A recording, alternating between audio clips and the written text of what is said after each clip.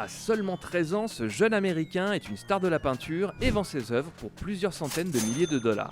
Certains l'appellent le prodige, d'autres le petit Picasso, mais son vrai nom c'est Andrés Valencia et il s'est fait connaître du grand public en 2022. Cette année-là, il a seulement 10 ans et il vient de vendre pour plus d'1,3 million de toiles lors de la foire d'art contemporain d'Art Miami en Floride, alors que normalement, à cet âge-là, les dessins de nos charmants bambins terminent soit sur le frigo, soit à la poubelle. Mais Andrés a toujours été attiré par le dessin et dès 4 ans, il commence à dessiner non pas en gribouillant une maison avec un ciel bleu et un soleil qui sourit, mais en tentant de reproduire les graffitis de l'artiste urbain Retna, un client de son père avocat. À force de travail, son trait s'affine, son style s'affirme et une petite poignée d'années plus tard, il commence à vendre ses œuvres pour quelques dizaines de dollars aux amis de la famille, jusqu'au jour où un de ses fameux amis accepte d'acheter une de ses toiles pour 5000 dollars. Ne vous inquiétez pas, il n'est pas fou, bien au contraire, car il s'agit de Bernie Chase, propriétaire de Chase Contemporary, une galerie d'art influente de New York. Bernie connaît bien son métier et il propose d'exposer 10 œuvres du petit Valencia dans sa galerie afin que l'enfant partage son talent avec le monde, sûrement dans l'espoir que le monde partage son argent avec lui.